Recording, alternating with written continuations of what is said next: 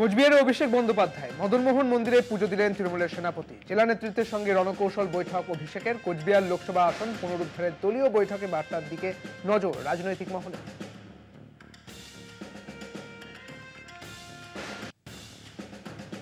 বসিরহাটের বিজেপি প্রার্থী রেখা পাত্র টাকির শতাব্দী প্রাচীন ফুলেশ্বরী মন্দিরে পুজো দিয়ে টাকির বিস্তীর্ণ জায়গায় প্রচার শুরু করলেন তিনি। তবে প্রচারের ইস্যু কি, উত্তর না মেলায় কটাক্ষ তৃণমূল প্রার্থী হাজী নুরুল ইসলামের। এ নিয়ে রীতিমতো রাজনৈতিক চর্চা শুরু হয়েছে সেখানে।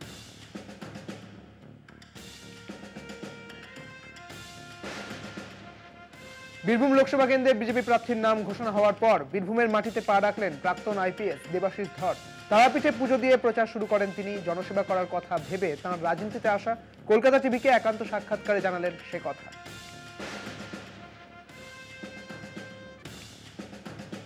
পক্ষ তিনি বলছেন 200% আশাবাদী তিনি জিতবেনই। 15 বছর ধরে তিনি বীরভূমে রয়েছেন। আমার শেষ প্রশ্ন, দেখুন একটা কথা বলি, 4 তারিখে তো রেজাল্ট বেরোবে, 200-র সামনের 2টা না কেটে যায়। আপনি কতটা কনফিডেন্ট? এত রাত্রে এত মানুষ বসে আছে এরকমভাবে, আপনারা তো দেখলেন ঢোকার সময়। তারপরে আপনার মনে হয় যে আমাদের মধ্যে কোনো আমরা কনফিডেন্ট শুধু নয়, আমরা জিতবো। দেখুন একটা কথা বলছি, ওভার কনফিডেন্স কখনো ভালো নয়, কিন্তু মানুষের যে স্বতঃস্ফূর্ততা, এটাতে আজকে যারা ওদের টিএমসির সাথেও আছে দেখবেন 1000 টাকাও নিচ্ছে, ভোট আমাদেরই দিচ্ছে, নিশ্চিন্ত থাকুন। আমরা তখন কথা বলছিলাম দেবাশিস ধরের সঙ্গে, তিনি পরিষ্কার করে দিলেন যে তিনি জেতার পক্ষে 100% কিন্তু তিনি আশাবাদী। বীরভূমের সিউড়ি থেকে ক্যামেরায় রাজা হোসেনের সাথে মনাবীর বংশী, কলকাতা টিভি। নির্বাচনী উত্তাপে ফুটছে রাজ্য। শহর কলকাতায় প্রচার শুরু প্রার্থীদের। মঙ্গলবার থেকে প্রচার শুরু উত্তর কলকাতা তৃণমূল কংগ্রেসের প্রার্থী সুদীপ বন্দ্যোপাধ্যায়। জাঁকজমক প্রচার উত্তর কলকাতার বিস্তীর্ণ এলাকায়। এদিন সকালে মার বাগান শিব মন্দিরে পুজো দিয়ে প্রচার শুরু করেন তিনি। বিটি রোড ধরে বিস্তীর্ণ এলাকা জুড়ে একাধিক কর্মসূচি ছিল সুদীপ বন্দ্যোপাধ্যায়ের, যা শেষ হয় বরানগর মাঠ সংলগ্ন এলাকায়। তবে তাপস রায় নিয়ে প্রশ্ন করতে নো কমেন্টস বলে এড়িয়ে যান সুদীপ বন্দ্যোপাধ্যায়। কথা বলেন আবাস যোজনা নিয়েও। যা হয়েছে তার টাকাটা যে আটকে রাখছে, এটা আমি অনেক স্টাডি করে বুঝবার চেষ্টা করেছি, এবং আমি নরেন্দ্র মোদীর সঙ্গে মমতা ব্যানার্জির সঙ্গে গিয়ে সরাসরি কথা বলেছি একবারে মুখোমুখি বসে। তখনও তিনি এটুকু সহমত হচ্ছিলেন যে সবটা তো আর চুরি হতে পারে না, একটা পার্সেন্টেজ হতে পারে, কিন্তু টাকাটা আটকে দেওয়ার সময় পুরো টাকাটা আটকে দিয়েছে।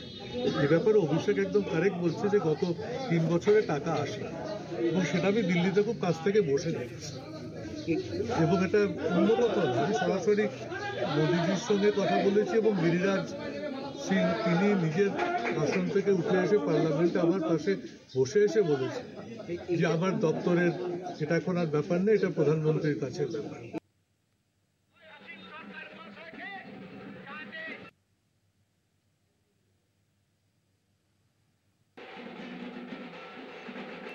রায়না বিধানসভার প্রচারে বর্ধমান পূর্বের বিজেপি প্রার্থী অসীম সরকার। রায়নার শ্যামসুন্দরের চাতরের মোড় থেকে থানা মোড় পর্যন্ত মিছিল করল বিজেপি।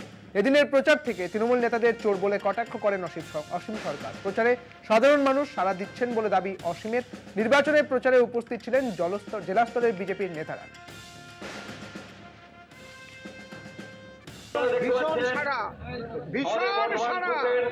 মানুষ যখন ভোট দেবে তখন বুঝতে পারবে যে চোরের দলের লুকোনোর জায়গা থাকবে।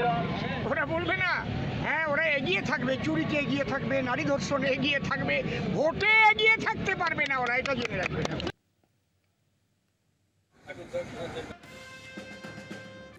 অন্যদিকে ভোট প্রচারে উত্তর কলকাতার বিজেপি প্রার্থী তাপস রায়। কাকুরগাছির রানী সতী মন্দিরে পুজো বিজেপি প্রার্থী। মন্দিরে পুজো দিয়ে প্রচার শুরু তাপস রায়ের। রাজ্য সরকারকে নিশানা করলেন তাপস রায়।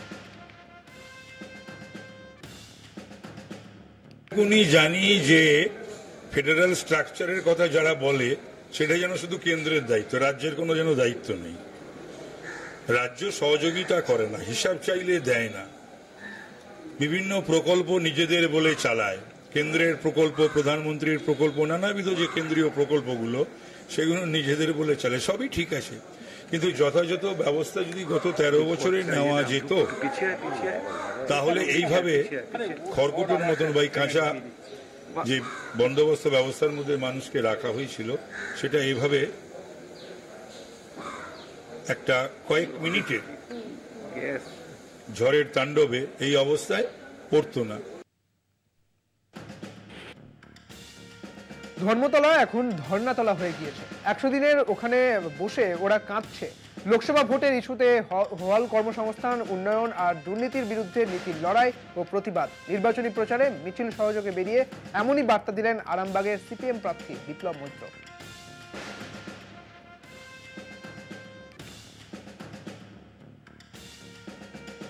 প্রচারে হাওড়া গ্রামীণের বিজেপি প্রার্থী অরুণ উদয় পাল চৌধুরী। উলুবেড়িয়ার তুলসী বেরিয়ায় বিজেপি পার্টি অফিসে এবং কর্মীদের নিয়ে চা চক্রে অংশগ্রহণ করেন এবং চা চক্র সেরে প্রচারে নেমে পড়েন তিনি। নিজেকে ভূমিপুত্র বলেন তিনি। পাশাপাশি তৃণমূলের সাজিদা আহমেদকে বহিরাগত বলে বিজেপি প্রার্থী এমনটা কটূক্তি করেছেন।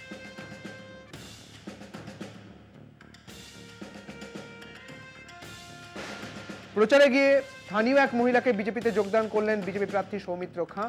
বেলুট গ্রামে অপর্ণা সরেন যোগ দিয়েছেন বিজেপিতে। যোগদানের পরই সঙ্গে সঙ্গে তাকে পদে বহাল করলেন সৌমিত্র খাঁ। হাতে পতাকা দিয়ে সোনামুখী মণ্ডল 4-এর মহিলা মোর্চার জেনারেল সেক্রেটারি পদ থেকে তাকে পদ দেওয়া হয়েছে অপর্ণাকে। বিজেপির কর্মী নেই পদে, ছড়াছড়ি কটাক্ষ তৃণমূলের প্রার্থী সুজাতা মণ্ডলের।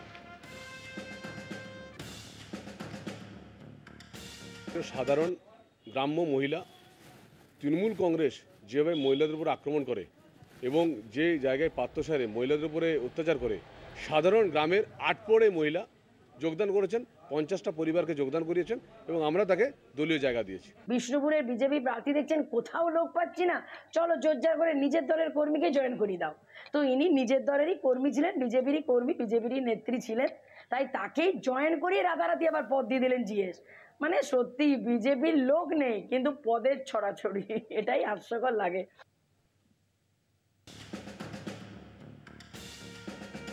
আদিবাসী নৃত্যে ধামসা মাদলের তালে জমজমাট ভোট প্রচার বিজেপি প্রার্থীর। বাঁকুড়ার ছাতনার হাটজোড়া মোড়ে আদিবাসী নাচে গানে জমজমাট প্রচার বাঁকুড়ার বিজেপি প্রার্থী সুভাষ সরকারের।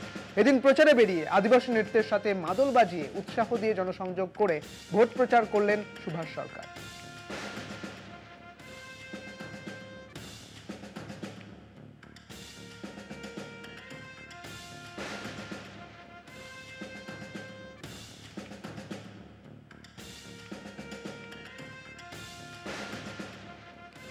ঘাটাল পৌরসভার 1 নম্বর ওয়ার্ডে ভোটের প্রচারে দেব। হুটখোলা গাড়ি চড়ে রোড শো শুরু করলেন ঘাটাল লোকসভা কেন্দ্রের তৃণমূল প্রার্থী।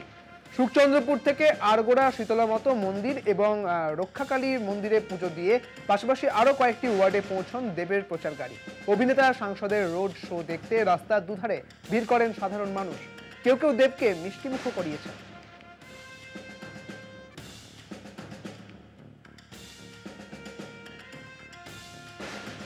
মেজিয়া শিল্পাঞ্চলে প্রচার শুরু করলো বামেরা।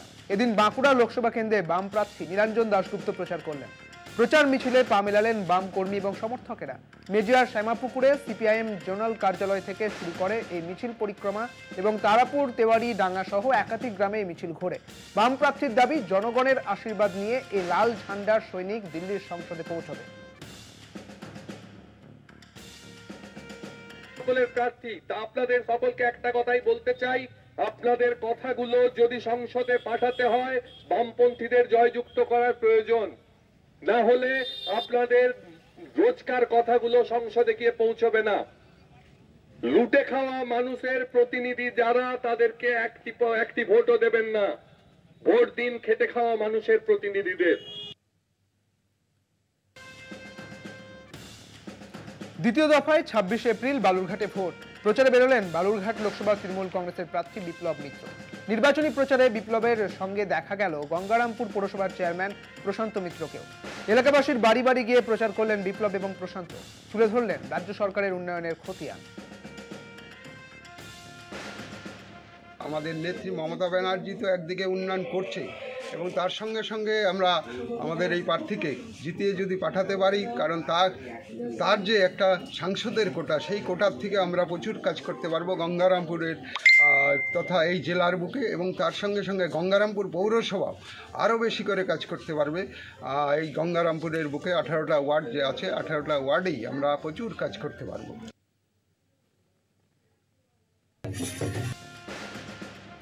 তীব্র গরম উপেক্ষা করে জোর কদমে প্রচারে বর্ধমান দুর্গাপুর লোকসভা কেন্দ্রের প্রার্থী কীর্তি আজাদ।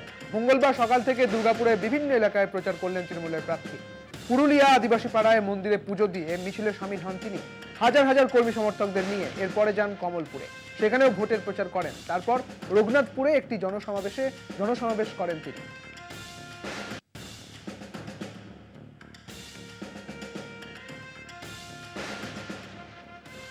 ভোট প্রচারে মেদিনীপুর লোকসভার বিজেপি প্রার্থী অগ্নিমিত্রা পাল এবারে শিব মন্দির, কালী মন্দির এবং মহাদেব মন্দিরে পুজো দিয়ে প্রচার করলেন অগ্নিমিত্রা। প্রচারের সময় রাস্তার দুপাশে সাধারণ মানুষের সঙ্গে কথা বললেন প্রার্থী। প্রচার থেকে তৃণমূল এবং বামেদের বিরুদ্ধে ক্ষোভ উগরে দেন অগ্নিমিত্রা। রাজ্যে তৃণমূল সিপিএম বিরোধ আর দিল্লিতে সিপিএম নেতাদের সঙ্গে তৃণমূলের দোস্তির বিরুদ্ধে তোপ দাগেন তিনি। এরা সবাই সেটিং এর রাজনীতি করেন, এরা ইন্ডিজোটের পার্টনার। আজকে মমতা ব্যানার্জি, অধীর বাবু, মোহাম্মদ সালিম সব তো একসাথে মিলে তারা ফিশ ফ্রাই খায়। একদিকে গিয়ে দিল্লিতে বসে ফিশ ফ্রাই খায়, আর এখানে এসে চিৎকার করে, মানুষকে বিভ্রান্ত করে যে কত আমরা মমতা টিএমসির এগেনস্টে আমরা কথা বলছি, দুর্নীতির প্রতিবাদ করছি। ওসব কিচ্ছু নয়, সব টেবিলের তলায়, সব বন্ধু। একমাত্র লড়ছে পশ্চিমবঙ্গে একটাই দল আর একটাই মানুষ, নরেন্দ্র মোদীজি আর ভারতীয়। দার্জিলিং লোকসভা তৃণমূল প্রার্থী গোপাল লামার সমর্থনে শিলিগুড়িতে তৃণমূলের কর্মী সভা। এদিনের কর্মী সভায় উপস্থিত ছিলেন তৃণমূলের রাজ্য সভানেত্রী চন্দ্রিমা ভট্টাচার্য। কর্মী সভা থেকে রাজ্যের প্রতি কেন্দ্রের বঞ্চনার অভিযোগ তোলেন চন্দ্রিমা। দার্জিলিংয়ে বিজেপির সঙ্গে হাত মিলিয়েছে বিমল গুরুংয়ের দল। পাহাড়ের জোট নিয়ে কোনো মন্তব্য না করে চন্দ্রিমার দাবি, দার্জিলিংয়ে জয় নিয়ে তৃণমূল আশাবাদী।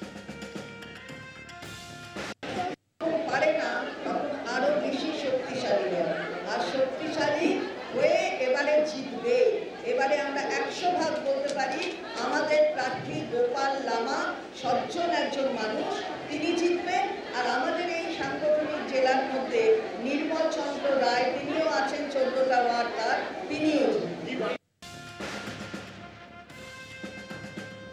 লোকসভার পাশাপাশি বরানগর বিধানসভা কেন্দ্রে উপনির্বাচনে বিজেপি প্রার্থী সজল ঘোষ। বরানগর উপনির্বাচনে সজল ঘোষের প্রতিদ্বন্দ্বী তৃণমূল প্রার্থী সায়ন্তিকা বন্দ্যোপাধ্যায়। জোর কদমে উপনির্বাচনের প্রচারে সজল ঘোষ।